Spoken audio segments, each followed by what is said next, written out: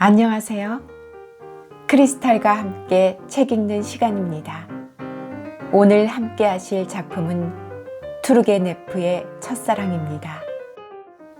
투르게네프는 러시아의 소설가로 1818년 중부 러시아의 요롤주에서 출생했습니다. 어머니의 영지인 스파스코에서 유년 시절을 보냈습니다. 아버지는 귀족 출신이었지만 가난한 사관이었으며 어머니는 천여 명의 농노를 거느린 완고하고 독선적인 여지주로 6살 연상이었습니다. 폭군 같은 여지주와 학대받는 농노들의 비참한 생활은 감수성이 풍부한 소년의 마음에 깊은 상처를 남겼으며 그의 아버지나 어머니의 모습은 첫사랑, 무무 등의 작품에 잘 묘사되어 있습니다. 15세 때 모스크바 대학 문학부에 입학했으며 이듬해 페테르부르크 대학으로 옮겨 문학 서클에 출입하면서 바이런풍의 낭만주의 경향의 시쓰기에 몰두했습니다. 그 후 벨린스키의 영향을 받아 러시아의 현실을 날카롭게 주시하는 사실주의 경향이 강해졌으며 사냥꾼의 일기로 작가로서의 기반을 다지게 됩니다. 1843년 서사시 파라샤를 발표하면서 문단에 데뷔했으며 1856년 첫 장편소설인 루딘을 발표하고 작가로서의 지위를 더욱 확고히 다진 그는 귀족의 보금자리, 아버지와 아들, 그 전날 밤, 연기, 처녀지 등의 작품을 남겼으며 1883년 65으로 생을 마감했습니다. 그는 러시아 최대의 미문가로 평가되며 톨스토이, 도스토예프스키와 함께 러시아의 3대 문호로 손꼽히고 있습니다. 구독, 좋아요, 알림 설정 부탁드립니다. 13. 나는 그날 온종일 즐겁고 뿌듯한 기분이었다. 그녀의 입술의 감촉이 내 얼굴에 생생하게 남아있었기 때문이었다. 나는 환희의 전율 속에서 그녀의 말 한마디 한마디를 되새겨 보았다. 나는 이 뜻하지 않은 행복을 가슴속 깊이 간직하고 있었으므로 새로운 행복의 원인인 그녀를 보는 것조차 두려운 생각이 들었다. 아니, 그녀가 보고 싶지도 않을 지경이었다. 이젠 더 이상 운명 따위에게 요구할 게 없었다. 오직 지금은 마지막 숨이나 실컷 쉬고 그대로 죽어버렸으면 하는 심정이었다. 이튿날 나는 별채로 가면서 몹시 당황했다.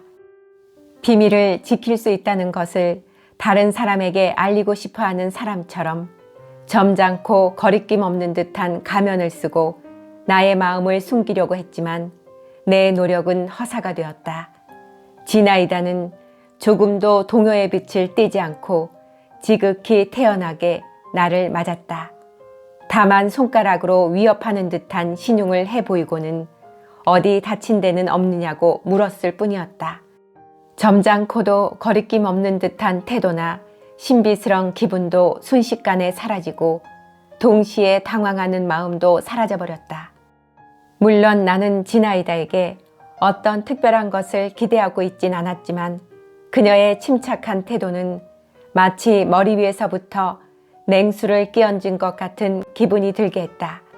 나는 그녀의 눈에서 나 같은 사람은 아직 어린아이에 불과해 보인다는 사실을 깨달았다. 나는 괴로워서 견딜 수가 없었다.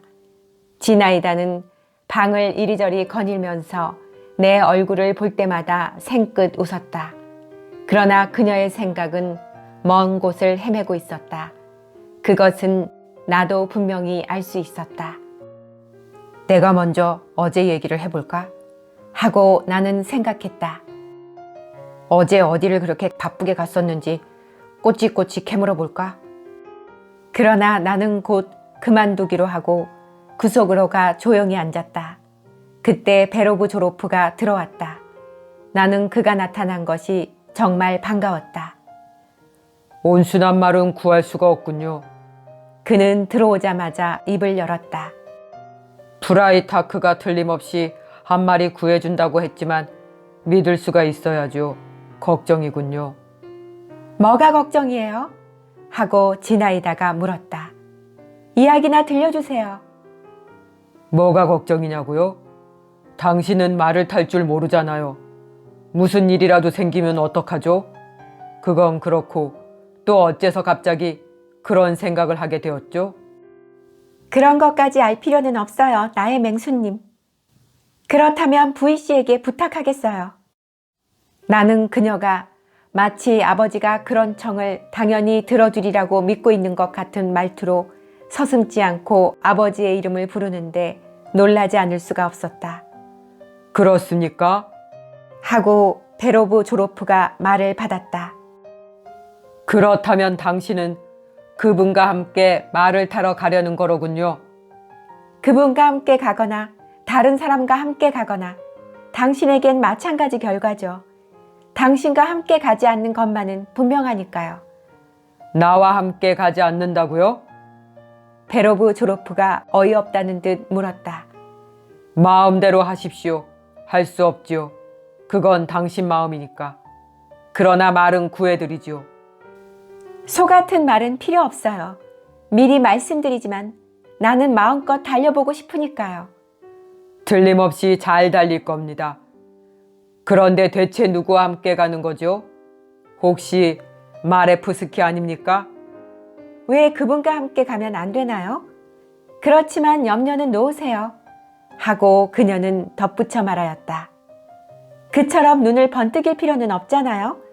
당신도 데리고 갈 테니까. 당신도 잘 아시면서. 마레프스키 같은 사람은 나의 안중에도 없다는 것을. 이렇게 말하면서 그녀는 고개를 저었다. 나를 안심시키려고 그러는 거겠죠. 하고 베로브 조로프가 투덜거렸다. 그러자 지나이다가 눈을 가늘게 뜨며 말했다. 그런 말로 안심이 되나요? 아이 참 딱하기도 하셔라. 그녀는 달리 변명할 말이 없었는지 이렇게 말하였다. 무시해 볼데마르, 당신도 우리와 함께 가지 않겠어요? 나는 사람 많은 곳엔 가기 싫어요. 나는 눈을 내리깐 채 중얼거렸다. 당신은 둘이 앉아있는 편을 훨씬 좋아하는군요. 자유를 원하는 자에게는 자유를 주고 구원을 원하는 자에게는 천국을 주라는 말이 있으니까. 지나이다는 한숨을 내쉬며 이렇게 말했다. 베로브 조로프 씨, 어쨌든 어서 말을 좀 알아봐 주세요. 저는 내일까지 말이 필요하니까요. 그렇지만 돈은 어디서 난단 말이냐? 옆에서 세 사람의 대화를 듣고 있던 공작 부인이 말참견을 하였다. 지나이다는 눈살을 찌푸렸다. 어머니더러 내놓으라는 건 아니에요. 베로브 조로프 씨가 나를 믿고 빌려줄 테니까 걱정하지 마세요. 빌려준다, 빌려준다. 공작 부인은 혼자 중얼거리다가 벼랑간 큰 소리로 외쳤다. 듀냐시카? 어머니, 제가 전화하지 않았던가요? 하고 딸이 어머니를 책망하였다. 듀냐시카? 공작 부인이 다시 외쳤다. 베로브 조로프와 나는 인사를 하고 함께 밖으로 나왔다.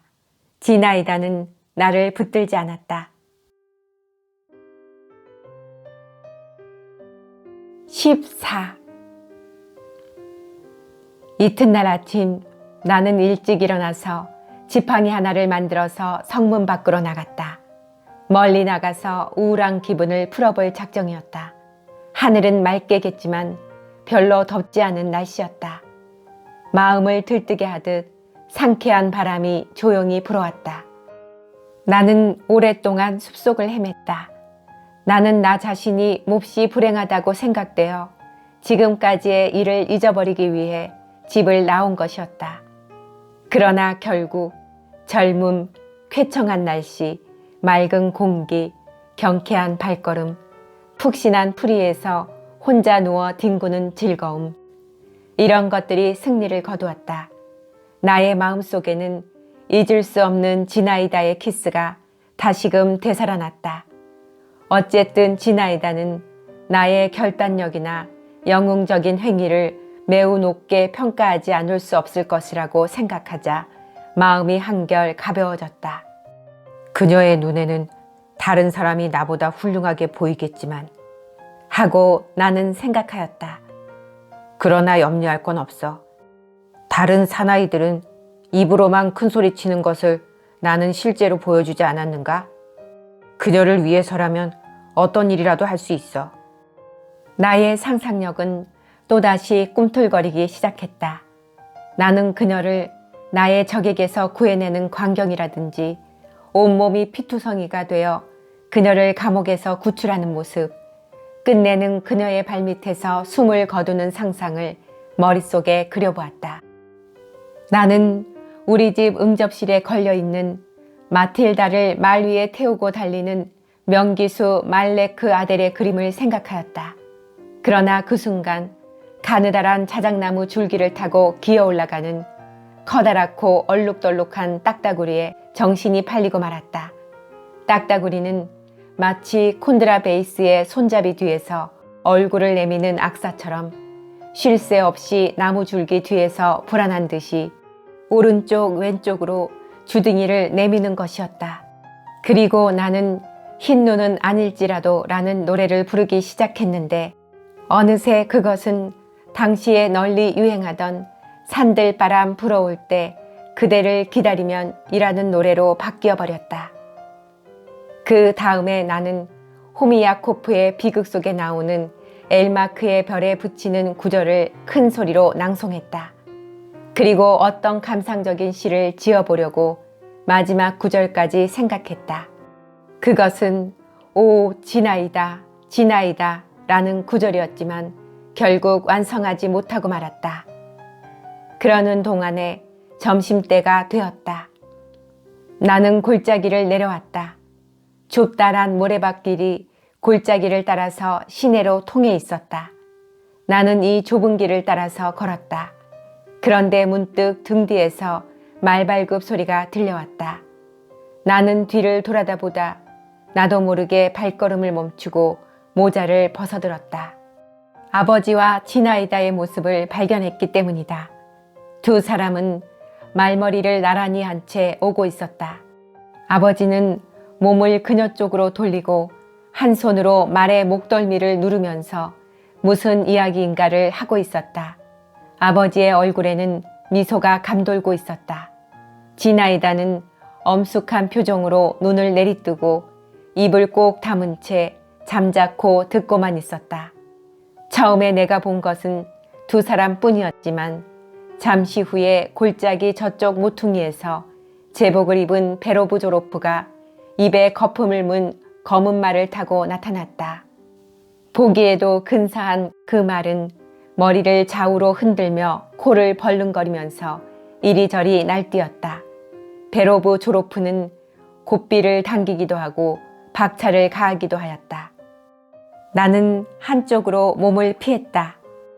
아버지는 말곱비를 고쳐지며 지나이다에게 기울였던 몸을 바로 했다. 그녀는 살며시 눈을 들어 아버지를 쳐다보았다. 그리고 그들은 말을 달려 사라졌다. 베로브조로프는 사배를 절그렁거리면서 그들의 뒤를 쫓아갔다. 베로브조로프의 얼굴이 새우처럼 새빨갛군 하고 나는 생각하였다. 저 여자는 어찌하여 저 여자는 저렇게 얼굴이 창백할까? 아침부터 사뭇 말을 달렸을 텐데도 얼굴이 창백하다니 웬일일까? 나는 걸음을 재촉하여 점심 식사 시간 바로 전에 집으로 돌아왔다. 아버지는 이미 말쑥하게 옷을 갈아입고 세수를 하고 어머니의 안락의자 옆에 앉아서 부드럽고 맑은 목소리로 평론 잡지의 풍자 기사를 어머니에게 읽어주고 있었다. 그러나 어머니는 별로 귀담아 듣지 않는 표정이었다. 나를 보자 어머니는 하루 종일 어디 갔었느냐고 묻고는 정체를 알 수 없는 사람과 함께 아무데나 돌아다니지 말라고 덧붙여 말하였다. 나는 혼자 산책하고 왔어요. 라는 대답이 목구멍까지 나왔지만 무슨 이유에서였는지 아버지의 얼굴을 보자 입을 열 수가 없었다. 15. 그 후 5, 6일 동안은 나는 거의 지나이다를 만나지 못했다. 그녀는 몸이 아프다고 했지만 별채를 드나드는 사내들은 여전히 그들의 말에 의하면 당직을 하러 오고 있었다. 다만 마이다노프만은 예외였다. 그는 감격할 기회가 사라지자 풀이 죽어서 침통한 모습을 하고 있었다. 베로브 조로프는 상의 단추를 모조리 채우고 상기된 얼굴로 시무룩해서 한쪽 구석에 앉아 있었다. 마레프스키 백작의 갸름한 얼굴에는 언제나 얄궂은 미소가 떠돌고 있었다. 그는 지나이다의 총애를 확실히 잃게 되자 이제는 특별히 신경 써서 공작 부인의 비위를 맞추기에 정신이 없었다. 그리하여 부인과 함께 마차를 타고 모스크바 총독한테까지 다녀온 적도 있었다.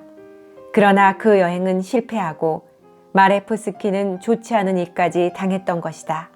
총독이 백작과 토목기사 사이에 말썽을 일으켰던 어떤 사건을 새삼스럽게 끄집어놨기 때문이었다. 그래서 그는 당시에는 아직 경험이 없어서 그렇게 되었다고 변명하지 않을 수 없었던 것이다. 루시는 하루에 2번씩 찾아오긴 했지만 오래 머무르지는 않았다.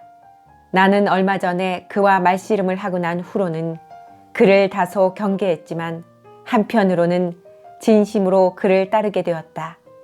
하루는 그와 함께 네스크치누이 공원으로 산책을 간 일이 있는데 그는 매우 친절하고 다정하게 대해줬으며 여러 가지 풀이나 꽃의 이름이라든지 성질에 대하여 설명해 주었다. 그러다가 불쑥 자기 이마를 치며 이렇게 외치는 것이었다. 아, 나는 바보였어. 그 여자를 바람둥이라고만 생각하고 있었으니 아마 사람에 따라서는 자기를 희생하는 데서 쾌감을 느낄 수도 있는 모양이야. 그게 대체 무슨 뜻입니까? 자네에겐 아무 말도 하고 싶지 않네. 하고 루시는 무뚝뚝하게 대답했다. 지나이다는 나를 피하고 있었다. 나를 보기만 하면 나도 그것을 눈치채지 못한 것은 아니었지만 그녀는 불쾌한 느낌을 받게 되는 것 같았다.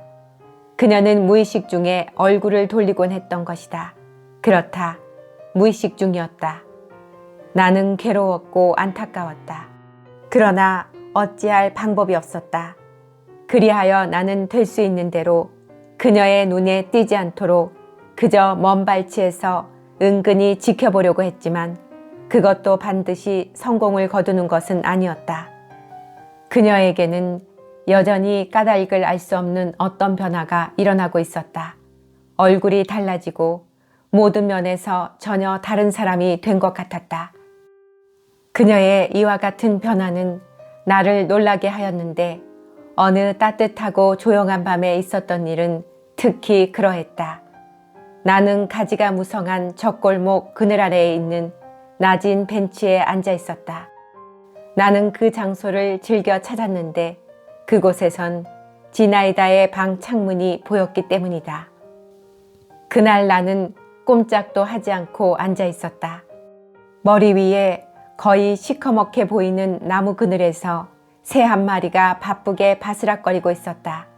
그때 잿빛 고양이가 허리를 길게 펴면서 뜰 안으로 기어들어왔다.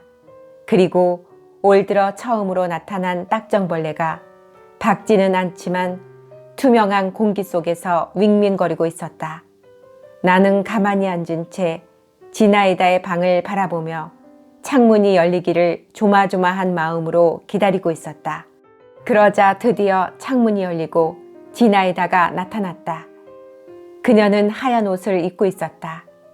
그런데 그녀의 얼굴은 물론 어깨며 손 할 것 없이 백지장처럼 창백해 보였다. 그녀는 꼼짝도 하지 않고 한참 동안 서 있었다. 그리고 찌푸린 눈썹 밑에 눈은 똑바로 한 곳을 바라보고 있었다. 나는 그때까지 그녀의 그러한 눈길을 본 적이 없었다. 그녀는 두 손을 불끈 쥐더니 그것을 입술과 이마에 가져갔다. 그러고는 갑자기 손가락을 쭉 펴더니 귀를 덮은 머리카락을 뒤로 넘기며 고개를 획 저었다. 그리고 어떤 결심이라도 한 듯한 태도로 고개를 아래 위로 끄덕이더니 창문을 탁 닫아버렸다. 사흘쯤 지난 후 정원에서 나는 그녀와 마주쳤다. 내가 옆으로 피하려고 하자 그녀가 나를 불러 세웠다. 그녀는 손 좀 잡아줘요 라며 전과 같이 상냥하게 말했다. 당신과는 꽤 오랫동안 이야기를 못했군요. 나는 그녀의 얼굴을 흘끗 바라보았다. 그 눈은 잔잔하게 빛나고 얼굴에는 아지랑이가 피어오르는 듯한 아늑한 미소가 어려 있었다. 아직도 몸이 안 좋은가요? 하고 내가 물었다. 아니요, 이젠 다 나았어요. 그녀는 이렇게 대답하면서 작은 장미꽃을 한 송이 꺾었다. 좀 피곤하지만 곧 괜찮아질 거예요. 그럼 저에게 전처럼 대해 주실 건가요? 하고 내가 물었다. 지나이다는 장미꽃을 얼굴로 가져갔다. 그러자 타는 듯한 붉은 꽃잎이 그녀의 뺨을 물들인 듯한 느낌이 들었다. 내가 그렇게 변했어요? 하고 그녀가 물었다. 네, 변하고 말고요. 나는 작은 소리로 대답하였다. 그동안 내가 당신에게 너무 쌀쌀맞게 굴었지요. 나도 알고 있어요. 그렇지만 그런 일에 신경 쓰지 말아요. 나도 도무지 어찌할 도리가 없었으니까요. 그러나 이제 와서 새삼스럽게 이런 말을 하면 뭐 하겠어요. 내가 당신을 사랑하는 것이 싫다는 말이겠죠. 나는 나도 모르는 사이에 우울한 어조로 이렇게 소리쳤다. 아니요, 나를 사랑해줘요. 그러나 전처럼은 말고요. 그럼 어떡해요? 친구가 되는 거예요. 그렇지 않으면 안 돼요. 지나이다는 내 앞으로 장미꽃을 내밀더니 향기를 맡도록 했다. 알겠죠? 나는 당신보다 나이가 훨씬 많잖아요. 당신의 아주머니 뻘은 되니까 정말이에요. 아주머니가 못 된다면 누님 정도는 될 수 있겠죠. 그런데 당신은 당신 눈에는 내가 어린애로 보일 테지요. 하고 나는 그녀의 말을 잘랐다. 그럼 어린애지요. 그렇지만 귀엽고 영리하고 착한 아이라 난 정말 좋아요. 그럼 이렇게 해요. 나는 오늘부터 당신을 시종으로 삼을 테니 그렇게 알아요. 시종은 언제나 주인 곁을 떠나서는 안 된다는 것을 명심해야 해요. 그럼 당신에게 새로운 직위를 드린 표시로. 그녀는 이렇게 말한 후에 장미꽃을 나의 위도 단추구멍에 꽂아주었다. 나의 사랑을 받는다는 증거예요. 난 전에는 당신에게 다른 종류의 총애를 받아왔죠. 하고 나는 중얼거렸다. 어머나! 지나이다는 말하면서 곁눈질로 나를 흘겨보았다. 정말 기억력이 좋군요. 좋아요. 지금도 기꺼이. 그녀는 이렇게 말하며 몸을 굽히더니 내 이마에 살짝 키스를 하였다. 나는 가만히 그녀의 얼굴을 바라보았다. 그러자 그녀는 재빨리 얼굴을 돌리며 자, 우리 시종도령 내 뒤를 따라와요. 라고 말한 후 별채로 걸어갔다. 나는 그녀의 뒤를 따라갔지만 마음속에서는 이상한 생각이 떠나지 않고 있었다. 과연 하고 나는 생각하였다. 이 의젓한 처녀가 내가 알고 있는 지나이다와 같은 사람일까? 그러고 보니 그녀의 걸음걸이까지도 전보다 더 훨씬 얌전해진 것 같았다. 그리고 그녀의 모습 전체가 전보다 더 의젓하고 더욱 세련된 것처럼 보였다. 그런데 이때 내 마음속에는 새로운 사랑의 불길이 얼마나 절실하고 강렬하게 타오르고 있었던가. 16. 식사가 끝난 후 다시 별채로 손님들이 모여들었다. 그리고 지나이다도 모습을 나타냈다.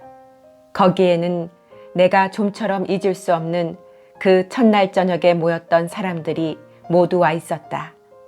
니르마츠키까지도 어슬렁어슬렁 나타났다. 마이다노프는 이날 누구보다도 먼저 나타났다.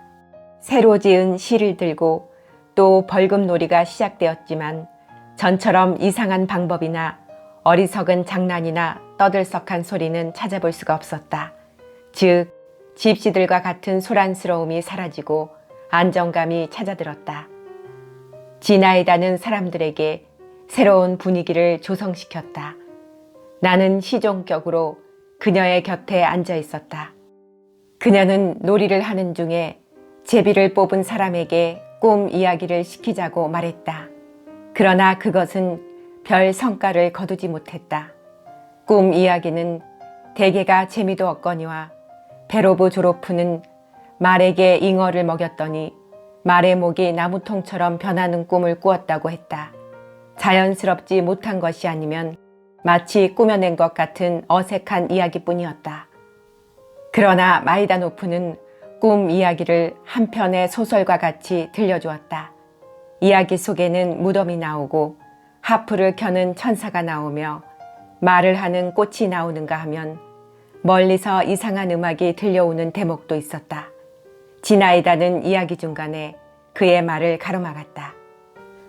꿈이 아니라 멋진 소설 얘기를 해주고 있네요. 하고 그녀는 말하였다. 이번에는 멋대로 꾸며낸 이야기를 하기로 해요. 그렇지만 반드시 자기가 생각해낸 이야기여야 해요. 이번에도 베로보 조로프가 제일 먼저 이야기하게 되었다. 젊은 경기병은 당황스러워했다. 아무것도 생각나지 않아요. 하고 그는 고함을 쳤다. 바보 같은 소리 하지 말아요. 예컨대 당신에게 아내가 있다고 상상해 보세요. 그리고 당신은 아내와 어떤 생활을 할 것인지 그것을 우리에게 들려주면 되잖아요. 당신은 필경 아내를 집에 가둬놓겠지요. 그렇겠지요. 그리고 당신도 그 곁에 붙어 있겠지요. 반드시 붙어 있을 겁니다. 좋아요. 그렇지만 만약 당신의 아내가 실증이 나서 당신을 배반한다면? 아마 죽여버릴 거요. 당신 몰래 아내가 달아난다면? 쫓아가서 역시 죽여버리겠죠. 그래요. 만일 내가 당신의 아내라면 그때는 어떻게 하시겠어요? 지나이다의 질문에 베로브 조로프는 잠시 입을 다물고 있다가 내가 자살해버리겠죠. 하고 말했다. 지나이다는 웃음을 터뜨렸다. 역시 당신다운 대답이군요. 두 번째 제비는 지나이다가 뽑았다. 그녀는 천장을 바라보며 잠시 생각에 잠겼다. 자, 들어보세요. 하고 드디어 그녀가 입을 열었다. 나는 이런 생각을 했어요. 아주 근사한 살롱을 상상해 보세요. 여름밤에 호화로운 무도회가 열렸어요. 그 무도회는 젊은 여왕이 베풀었어요. 어디에나 황금과 대리석, 수정, 비단, 그리고 등불, 다이아몬드, 꽃, 향불. 모두가 사치스러운 것들로 가득 차 있어요. 당신은 사치스러운 걸 좋아하시는군요. 하고 루신이 말을 가로챘다. 사치란 때로는 아름다운 것이니까요. 나는 아름다운 것이라면 무엇이든지 다 좋아해요. 근사한 미남보다 더 좋단 말입니까? 하고 루신이 다시 물었다. 빈정대는 말 같군요. 그런 건 생각해 보지 않았어요. 내 이야기를 방해하지 마세요. 어쨌든 호화찬란한 무도회예요. 많은 손님들이 모였는데 모두가 젊고 아름답고 씩씩하며 여왕을 열렬히 사모하고 있어요. 손님 중에 여자는 없습니까? 하고 마레프스키가 불쑥 물었다. 없어요. 아니, 있기는 있어요. 그러면 모두 추녀들 뿐이겠군요. 아름다운 미인들이죠. 그렇지만 남자들은 모두 여왕에게 반해 다른 여자들은 거들떠보지도 않아요. 여왕은 키가 크고 날씬하며 검은 머리에는 금관을 쓰고 있어요. 나는 지나이다를 바라보았다. 그러자 그 순간 그녀가 우리들보다 훨씬 고상하게 생각되었다. 그녀의 하얀 이마와 미동도 하지 않는 눈썹에서는 그야말로 빛나는 예지와 위엄이 깃들어 있었으므로 나는 부지 중에 여왕이란 바로 당신이군요 하고 마음속으로 생각할 정도였다. 모두가 여왕을 둘러싸고 지나이다는 잠시 머뭇거리다 말을 이었다. 제각기 있는 지혜를 다 짜서 여왕에게 잘 보이려고 말재주를 부리고 그렇다면 여왕은 아첨을 좋아하는군요. 하고 루신이 물었다. 당신은 정말 짓궂으시군요. 번번이 남의 말을 가로채고. 아첨을 싫어하는 사람이 있나요? 마지막으로 한 가지 더 물어봅시다. 하고 마레프스키가 끼어들었다. 여왕에게는 남편이 있습니까? 거기까진 생각해보지 않았어요. 남편이 무슨 필요가 있어요? 그럼요. 하고 마레프스키가 맞장구 쳤다. 남편은 두어서 무엇합니까? 조용히. 프랑스 말이 서툰 마이다노프가 외쳤다. 감사합니다. 지나이다가 그에게 고마움을 표하고는 계속했다. 그래서 여왕은 그런 말을 듣기도 하고 음악에 귀를 기울이기도 하지요. 그러나 어느 손님에게도 관심을 주지는 않아요. 천장에서 마룻바닥까지 6개의 커다란 창문이 있는데 모두 열려 있어요. 창밖에는 커다란 별들이 반짝이는 밤하늘과 큰 나무들이 무성한 어두운 정원이 보이죠. 여왕은 물끄러미 뜰을 내다보고 있어요. 정원의 나무들 옆에는 분수가 있어서 어둠 속에 희미하게 마치 유령처럼 가느다랗게 흐느적거리는 것처럼 보여요. 여왕은 사람들의 이야기와 음악 소리 속에서 조용히 위로 뻗는 물소리를 듣고 있어요. 그녀는 그것을 물끄러미 바라보며 이런 생각을 하고 있죠. 여러분, 당신들은 모두 고상하고 똑똑한 부자들이에요. 여러분은 나를 애워싸고 나의 말 한마디 한마디에 벌벌 떨면서 누구나 내 발밑에서 죽어도 좋다고 생각하지요. 이처럼 나는 여러분 위에 군림하고 있어요. 그런데 저 분수 옆에, 저 살랑거리는 물 옆에 내가 사랑하는, 나를 지배하고 있는 사람이 내가 오기를 기다리고 있어요. 그 사람은 좋은 옷도 입지 않았을 뿐더러 값진 보석도 갖지 않았어요. 어느 누구도 그분을 아는 사람이 없어요. 그러나 그분은 내가 나오리라는 것을 굳게 믿고 기다리고 있어요.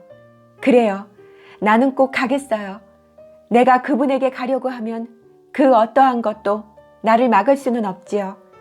나는 그분의 품속으로 뛰어들어 그분과 함께 정원의 어둠 속으로 살랑거리는 나뭇잎 소리와 분수의 물소리 그늘 아래로 자취를 감추고 말 거예요.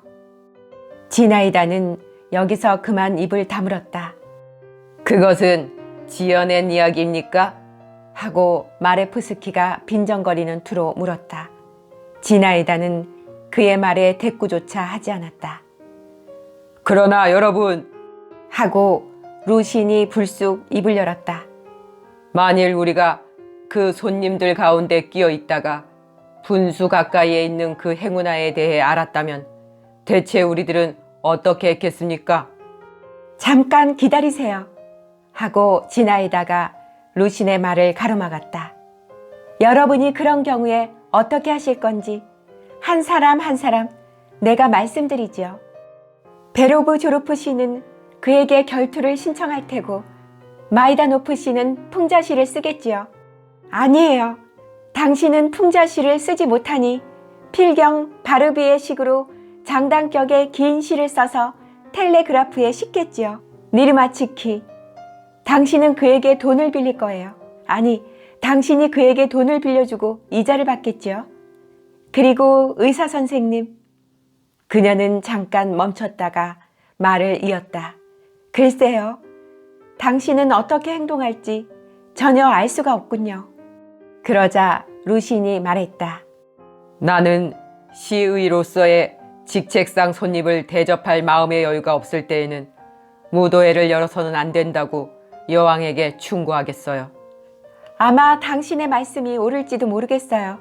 그런데 백작께서는 나 말이요?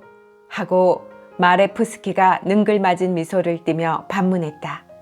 당신은 반드시 그 사람에게 독이 든 과자를 권하시겠죠? 지나이다의 말에 마레프스키의 얼굴이 약간 일그러지며 순간 표독스런 표정을 지었지만 곧 그는 껄껄 웃어댔다. 그리고 볼데마르, 당신은 아마도 지나이다가 말을 이었다. 이젠 그만하기로 하고 다른 놀이를 하죠. 제가 말하죠. 무시의 볼드마르는 시종으로서 여왕이 정원으로 달려나갈 때 기다란 치맛자락을 잡아드리겠죠. 마레프스키가 가시돋친 어조로 말했다. 나는 온몸의 피가 머리로 치솟는 것 같았다. 그러자 지나이다가 재빨리 내 어깨에 손을 얹고 의자에서 몸을 일으키며 떨리는 목소리로 말했다. 백작! 나는 당신에게 버릇없는 말을 함부로 하라는 권리를 준 적이 절대로 없어요. 그러므로 이곳에서 당장 나가주세요. 하고 말하며 그녀는 손가락으로 문 쪽을 가리켰다. 미안합니다, 아가씨. 마레프스키는 새파랗게 질려서는 우물쭈물 중얼거렸다. 그날 밤 나는 오래도록 잠을 이룰 수가 없었다. 지나이다의 이야기에 큰 충격을 받았기 때문이다. 과연 그 이야기 속에 암시 같은 것이 내포되어 있었던가? 하고 나는 자문해 보았다. 만일 그렇다면 대체 누구를 그리고 무엇을 암시한 것일까? 그러나 가령 분명히 암시할 만한 근거가 있다고 하더라도 왜 모든 사람들 앞에서 거침없이 그런 말을 했을까? 아니, 그럴 리가 없어. 나는 베개에 얼굴을 묻고 몸을 뒤척이며 혼자 중얼거렸다. 그러나 그 이야기를 하고 있을 때의 지나이다의 표정이 눈앞에 떠올랐다. 그리고 문득 네스크 치누이 공원에서 루신이 부지 중에 부르짖었던 말과 나에 대한 그녀의 급격한 변화를 생각했다.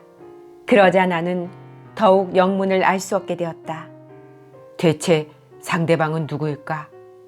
이 한마디가 마치 어둠 속에 쓰여 있는 것처럼 내 눈앞에서 어른거렸고 불길한 구름이 낮게 내 머리 위를 뒤덮고 있는 것 같은 기분이 들었다. 그리고 나는 그것이 곧 폭풍으로 변하지 않을까 하는 중압감을 느끼며 기다리고 있었다. 그 무렵 나는 여러 가지 일에 익숙해졌다. 공작 부인의 집에서 많은 것을 보고 들었기 때문이었다. 그 무질서한 생활, 값싼 촛불, 부러진 나이프와 포크, 침울한 하인 보니파치, 몰골이 엉망인 하녀들, 공작 부인의 언행, 그들의 모든 기묘한 생활에도 나는 그다지 놀라지 않게 되었다. 그러나 지금 어렴풋이 느끼고 있는 지나이다의 변화에 대해서는 나는 아무래도 익숙해질 수 없었다. 언젠가 어머니는 그녀를 말갈량이라고 부르셨다. 말갈량이. 그녀는 바로 나의 우상이며 나의 신이 아닌가. 어머니의 이 한마디가 나의 가슴을 콱 찔렀다. 나는 그 상념에서 벗어나려고 베개에 얼굴을 파묻고 분노로 온몸을 불태우고 있었다. 그러면서도 한편 오직 분수 옆에 행운아가 될 수만 있다면 나는 무슨 짓이라도 할 수 있을 것 같았다. 그리고 어떠한 희생도 절대로 두려워하지 않을 것이라고 생각했다. 온몸에 피가 들끓었다. 정원, 분수.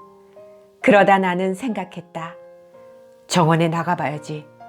나는 재빨리 옷을 걸치고 조용히 집을 빠져나갔다.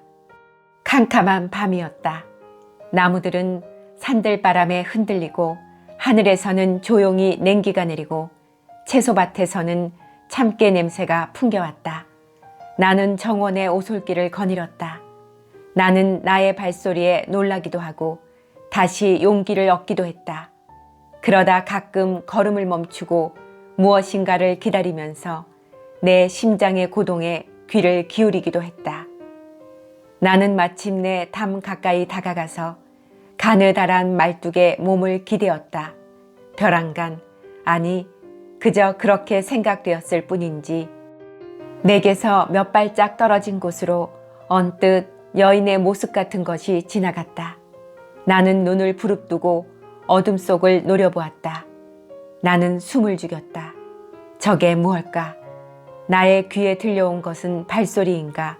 그렇지 않으면 혹시 내 심장의 고동소리란 말인가? 거기 누구 있어요?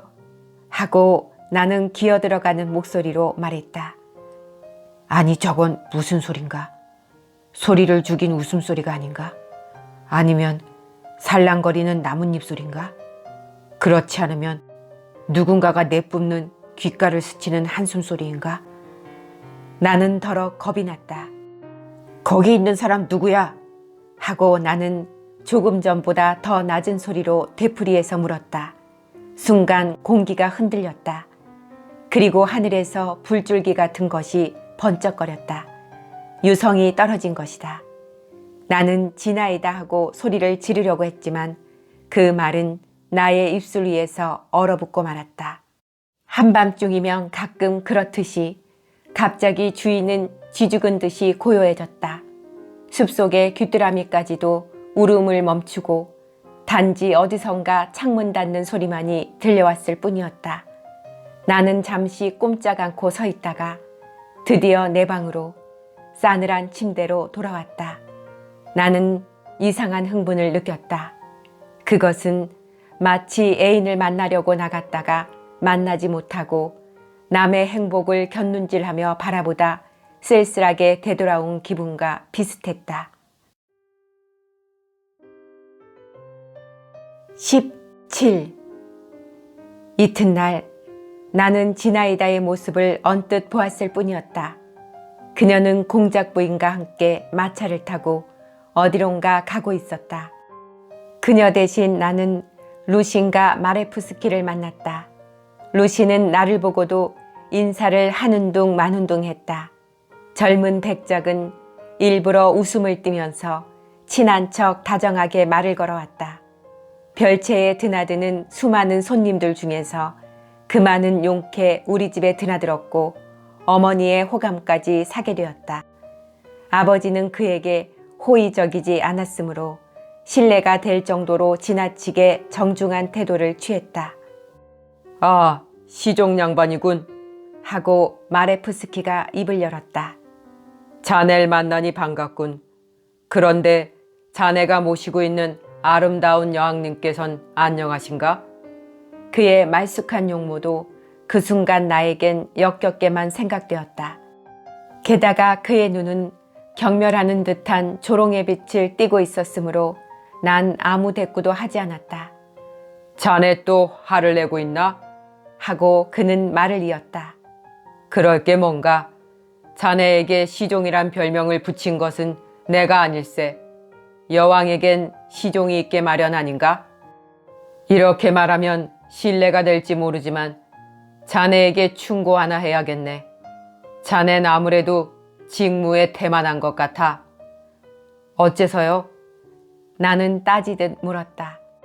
시종이란 언제나 여왕님 곁에 붙어 있어야 하네. 시종은 주인이 하는 일을 무엇이나 다 알고 있어야 하고 때로는 주인의 거동까지도 감시하지 않으면 안 되네. 그러면서 그는 낮은 목소리로 이렇게 덧붙였다. 낮이나 밤이나 말일세. 그건 무슨 뜻이죠? 무슨 뜻이냐고? 내가 알아듣게 말한 것 같은데. 낮이나 밤이나 말일세. 낮에야 무슨 일이 생기겠나? 낮에는 밝고 사람의 눈도 많으니 말이야. 그렇지만 밤에는 어떻든 달이 나기 쉽단 말일세. 그러니까 자네는 밤마다 자지 말고 진아이다를 잘 살펴야 한단 말일세. 그야말로 힘을 다해서 말일세. 자네도 기억하고 있겠지. 정원이나 분숙과 같은 그런 곳을 지키고 있어야 하네. 그러면 자네는 반드시 나중에 나에게 살해를 하게 될 걸세. 마레프스키는 껄껄거리고 웃고 나서 나에게 등을 돌렸다. 그는 아마도 특별히 의미를 두고 한 말은 아닌 것 같았다. 그는 본래 속임수를 잘 쓰는 사람으로 이름이 나서 가장 무도회 같은 데서도 사람을 골려주는 수완가로 평판이 높은 사람이지만 그것은 그에게 배어있는 자기 자신도 깨닫지 못하는 허위성에서 오는 것이었다. 그는 단지 나를 골려주기 위해 한 말이지만 그의 한마디 한마디는 무서운 독이 되어 내 혈관 속으로 깊숙이 흘러들었다. 나는 온몸의 피가 한꺼번에 머리로 치솟는 것 같았다. 아, 그랬던가? 하고 나는 나도 모르게 중얼거렸다. 그렇지. 그러고 보니 내가 어제 저녁 정원의 마음이 끌린 것도 우연한 일이 아니었구나. 그럴 수가 있는가? 하고 나는 큰 소리로 외치면서 주먹으로 가슴을 쳤다. 그렇지만 도대체 무엇이 못 견디겠다는 건지 나 자신도 알 수 없었다.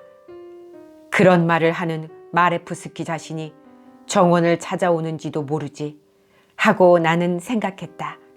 그가 무의식 중에 그런 말을 했다고 생각할 수도 있지. 그는 그런 짓쯤은 충분히 하고도 남을 철면피니까.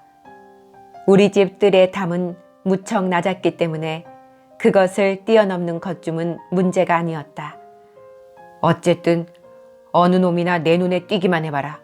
무사하지 못할걸? 누구든지 내 눈에 띄지 않도록 조심하는 게 좋을 거야. 나는 온 세상 사람에게, 그리고 그 배신자, 나는 이미 그녀를 배신자로 낙인 찍었다. 에게 복수할 수 있다는 것을 보여줘야지. 나는 내 방으로 돌아와서 책상 서랍에서 최근에 구입한 영국제 나이프를 꺼내 칼날을 시험해 보았다. 그리고 양 미간을 찌푸리며 싸늘하게 굳어진 표정을 하고 그것을 호주머니 속에 넣었다. 그런 짓을 하는 것이 어색하지도 않고 처음 하는 짓도 아닌 것 같은 기분이었다. 내 가슴은 저기에 불타 눈에 보이는 것이 없었다. 나는 밤중까지 찌푸린 눈살을 잠시도 펴지 않았고 다문 입술을 벌리지도 않았다. 그리고 끊임없이 왔다 갔다 하면서 한 손을 호주머니에 살짝 넣어 따뜻해진 나이프를 움켜쥐고 닥쳐올 어떤 끔찍한 일에 대하여 미리 마음의 준비를 하는 것이었다. 이와 같은 새로운, 지금까지 맛보지 못한 감각의 정신을 잃고 오히려 유쾌하고 즐거운 심정이 된 나는 가장 소중하게 여겨온 지나에다의 일은 별로 생각하지 않았다. 내 눈에는 끊임없이 젊은 집시 알레코의 모습이 떠오를 뿐이었다. 알레코는 푸시킨의 장시 집시의 주인공입니다. 어디로 가나 아름다운 젊은이여 누워서 잠들라. 그리고 온몸이 피투성이가 되어 있지 않나. 도대체 너는 무엇을 하고 있었느냐? 아무것도 하지 않았어요. 나는 잔인한 웃음을 지으면서 이 아무것도 하지 않았어요 라는 구절을 얼마나 되풀이했던가. 아버지는 마침 집을 비우고 없었다. 그러나 요즘 들어 언제나 불안감과 초조감에 사로잡혀 있는 어머니는 나의 심상치 않은 태도를 눈치채고 저녁 먹을 때 이렇게 말씀하셨다. 너는 무엇 때문에 보릿자루를 노리는 쇠양지처럼 그렇게 뾰로통한 거니? 나는 대답 대신에 그저 미소를 지어 보일 뿐 모두들 내 속마음을 안다면 하고 생각했다. 시계가 11시를 가리켰다. 나는 내 방으로 돌아왔으나 옷은 벗지 않았다. 이윽고 기다리던 12시를 알리는 종소리가 들려왔다. 바로 이때다. 하고 나는 이를 악물고 이렇게 중얼거리며 양복 저고리의 단추를 턱 밑까지 채우고 팔소매를 걷어붙인 다음 정원으로 나갔다.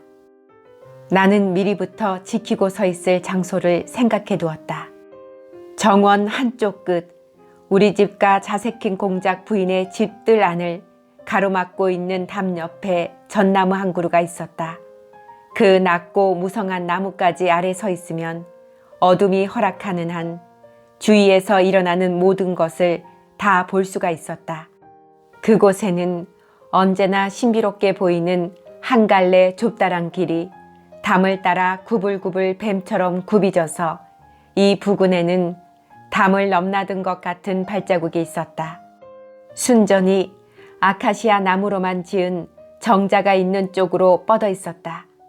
나는 전나무 밑에 가서 그 나무 줄기에 몸을 기대고 망을 보기 시작했다. 오늘 밤도 어제와 마찬가지로 조용했다. 그러나 하늘에는 구름이 훨씬 적어 나무 덤불뿐만 아니라 키가 큰 화초의 윤곽까지도 어제보다 분명하게 보였다. 처음에는 몹시 긴장됐다. 아니, 무서울 지경이었다. 나는 어떠한 사태가 벌어지더라도 해결할 각오를 하고 있었다. 그리고 다만 어떻게 해치우느냐 하는 방법을 여러 가지로 궁리하고 있었다. 기다려. 어디로 가는 거야? 바른 대로 말해. 안 그러면 죽여버릴 테다. 하고 호통을 쳐야 할 것인가? 아니면 군말 없이 푹 찔러버리고 말 것인가? 바스락. 나뭇잎이 흔들리는 소리에도 심상치 않은 어떤 일이 숨겨져 있는 것만 같았다. 나는 정신을 바짝 차리고 몸을 앞으로 구부렸다. 그러나 30분이 지나고 1시간이 지나는 동안에 끓어오르던 피는 점점 식어가기 시작했다. 이런 짓을 해본들 무슨 소용이 있나? 이건 내가 생각해도 좀 우스꽝스럽다. 나는 마레프스키의 놀림감이 된 것이다. 라는 의식이 점점 내 머릿속에 스며들게 되었다. 나는 기다리고 있던 장소에서 벗어나 뜰을 한 바퀴 돌았다. 마치 일부러 그러는 것처럼 어디서 바스락거리는 소리 하나 들려오지 않았다. 모든 것이 조용하기만 하고 삽살개까지도 쌀이문 옆에 웅크린 채 잠이 들어 있었다. 나는 무너진 온실벽에 기어 올라가 멀리 눈앞에 펼쳐져 있는 들판을 내다보고 지나이다와 만났던 일을 회상하며 깊은 상념에 잠겨 있었다. 얼마 후 나는 무슨 소리에 흠칫 놀랐다.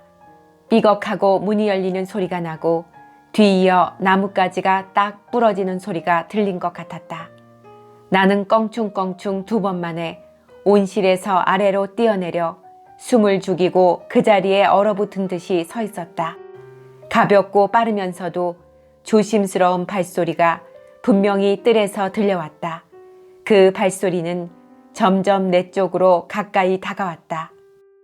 왔다. 드디어 나타났군. 하는 생각이 내 머리에 퍼뜩 떠올랐다. 나는 경련을 일으킨 듯 떨리는 손으로 호주머니에서 나이프를 꺼내 그것을 펼쳤다. 무슨 붉은 불꽃 같은 것이 눈 속에서 빙그르르 돌며 공포와 증오로 인하여 머리카락이 쭈뼛 서는 것 같았다. 발소리는 곧장 내 쪽을 향해 다가왔다. 나는 몸을 굽히고 발소리가 나는 쪽으로 향했다. 드디어 사나이가 나타났다. 그런데 이게 웬일인가? 그것은 바로 아버지가 아닌가? 검은 망토로 온몸을 감고 모자를 깊이 눌러쓰고 있었으나 나는 그가 아버지라는 것을 금방 알아차렸다. 아버지는 발 뒤꿈치를 들고 가만가만 내 옆을 지나갔다. 아무것도 내 몸을 감춰주지는 않았지만 몸을 땅바닥에 바싹 대고 있었으므로 아버지는 나를 보지 못했던 것이다. 질투에 불탄 나머지 살인까지 각오하고 있던 오셀로는 순식간에 초등학생으로 변해버렸다. 나는 뜻밖에도 아버지가 나타나자 그만 소스라치게 놀라서 처음에는 아버지가 어디서 와서 어디로 갔는지조차 전혀 알 수 없을 정도였다. 내가 몸을 일으켜 대체 무엇 때문에 아버지는 한밤중에 뜰을 거닐고 있었을까 하고 생각하게 된 것은 주위가 다시 조용해진 뒤의 일이었다. 나는 뭔지 모르게 두려운 나머지 나이프를 풀더미 속에 떨어뜨려 버렸고 그것을 주우려고도 하지 않았다. 나는 부끄러워 견딜 수가 없었다. 그러자 갑자기 제정신이 들었다. 그러나 집으로 돌아가는 도중에 전나무 밑에 있는 그 벤치로 가서 지나이다의 침실 창문을 쳐다보는 것만은 잊지 않았다. 약간 밖으로 굽은 유리창은 하늘에서 내비치는 흐릿한 광선을 받아 푸르스름한 빛을 띠고 있었다. 그러자 갑자기 유리의 빛이 변하였다. 그리고 들창 안쪽에서 나는 보았다. 분명히 내 눈으로 보았다. 하얀 커튼이 조심스럽게 살며시 내려와 창턱까지 가리더니 다시는 꼼짝도 하지 않았다. 어떻게 된 것일까? 나는 내 방으로 들어서자마자 나도 모르게 이렇게 소리내어 중얼거렸다. 꿈인가? 우연인가? 아니면 갑자기 내 머리에 떠오른 상상은 너무나 새롭고 또 개의했으므로 나는 잠을 자는 것조차 두려웠다.